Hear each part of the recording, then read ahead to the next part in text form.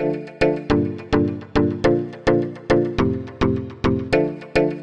ದುಷ್ಟ ಕಾಂಗ್ರೆಸ್ನವರಿಗೆ 5 ಗ್ಯಾರಂಟಿ ಕೊಟ್ಟಿವಿ ಅಂತಕ್ಕಂಥ ಒಂದು ಮಾತನ್ನು ಹೇಳಿ ಬಡವರನ್ನ ರಕ್ತ ಹೀರ್ತಕ್ಕಂಥ ಕೆಲಸವನ್ನ ಯಾರಾದ್ರೂ ಮಾಡಿದ್ರೆ ದುಷ್ಟ ಕಾಂಗ್ರೆಸ್ ಸರ್ಕಾರ ಅಂತಕ್ಕಂಥ ಮಾತನ್ನ ಬಹಳ ಖಂಡಿತವಾಗಿ ಹೇಳಕ್ ಬಯಸ್ತೀನಿ ಬಂಧುಗಳೇ. ಇವ್ರಿಗೆ ಯಾರ ಬಗ್ಗೆ ಕಾಳಜಿ ಇಲ್ಲ, ಯಾರ ಬಗ್ಗೆ ಕಾಳಜಿ ಇಲ್ಲ. ಮುಖ್ಯಮಂತ್ರಿ ಯಾರಾಗೋದು ಇನ್ನು 4 ತಿಂಗಳಿಗೆ ಅವಧಿ ಬಂತು, ಇವ್ರದು ಬಿಟ್ಟು ಕೊಡ್ತಾರಲ್ಲ ಸಿದ್ದರಾಮಯ್ಯ, ಡಿ ಕೆ ಶಿವಕುಮಾರ್ ಚಿಂತಿ, ಇವ್ರದೊಂದು ಗುಂಪ ಅವ್ರದೊಂದು ಗುಂಪ.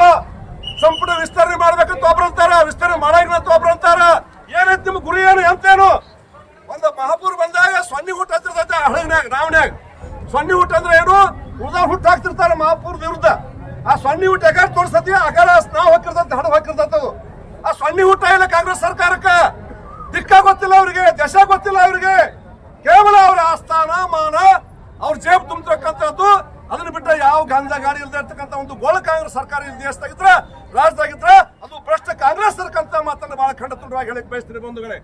ಹೀಗಾಗಿ ಇವತ್ತು ಜಿಲ್ಲಾ ಕೇಂದ್ರದಲ್ಲಿ ಆ ಜನೌಷಧಿ ಕೇಂದ್ರಗಳನ್ನ ನಾವು ಮಾಡಿದೀವಿ.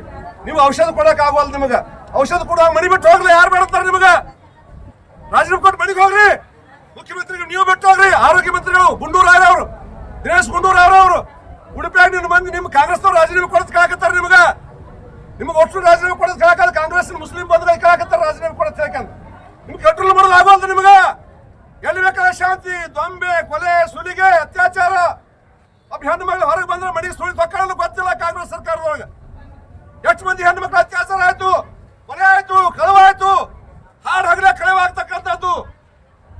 ರಾಮರಾಜ್ಯ ಮಾಡ್ತೀವಿ ಅಂತ ಹೇಳಿದ್ರಿ ನೀವು. ಮಹಾತ್ಮ ಗಾಂಧಿ ಅವ್ರ ಹೆಸರು ಹೇಳ್ಕೊಂಡು ಬಂದ್ರಿ ನೀವು. ಮಹಾತ್ಮ ಗಾಂಧಿ ಅವ್ರು ಏನ್ ಹೇಳಿದ್ರು? ಇದೇನಾ ನಿಮ್ಮ ರಾಮರಾಜ್ಯ? ಇದೇನಾ ನಿಮ್ಮ ರಾಮರಾಜ್ಯ? ಕಾಂಗ್ರೆಸ್ ಎಂದು ರಾಮರಾಜ್ಯ ಅನ್ನೋದು ರಾವಣನ ರಾಜ್ಯ, ಇದು ರಾಕ್ಷಸ ರಾಜ್ಯ. ಇದು ರಾವಣನ ರಾಜ್ಯ, ರಾಕ್ಷಸ ರಾಜ್ಯ ಯಾವ್ದಾದ್ರೆ ಕರ್ನಾಟಕದ ಕಾಂಗ್ರೆಸ್ ಸರ್ಕಾರದ ರಾಜ್ಯ ಅಂತ ಹೇಳಕ್ ಬಯಸ್ತೀನಿ ಬಂಧುಗಳೇ. ಹೀಗಾಗಿ ಇವತ್ತು ಭಾರತೀಯ ಜನತಾ ಪಾರ್ಟಿ ನಾವು ಒತ್ತಾಯ ಮಾಡ್ತೀವಿ, ಕೂಡಲೇ ತಕ್ಷಣವೇ ಇವತ್ತಿನಿಂದ ಎಲ್ಲ ಜನೌಷಧಿ ಕೇಂದ್ರಗಳಲ್ಲಿ, ಜಿಲ್ಲಾ ಆಸ್ಪತ್ರೆಗಳಲ್ಲಿ ಬಡವರಿಗೆ, ಬಡ ರೋಗಿಗಳಿಗೆ ಸಿಗ್ತಕ್ಕಂತ ಜನೌಷಧಿ ಕೇಂದ್ರದ ರೇಟಿನ ದರದಲ್ಲಿ ಆ ಒಂದು ಔಷಧಿಗಳ ಲಭ್ಯತೆಯನ್ನು ಕೊಡಬೇಕು. ಕೊಡದೆ ಹೋದ್ರೆ ಭಾರತೀಯ ಜನತಾ ಪಾರ್ಟಿ ಇವತ್ತು ನಮ್ಮ MP ಅವ್ರ ನೇತೃತ್ವ ಮಾಡ್ಲಾಕತ್ತಿದೀವಿ. ಈ ಹೋರಾಟವನ್ನ ಹಳ್ಳಿ ತಗೊಂಡು ಹೋಗ್ತೀವಿ.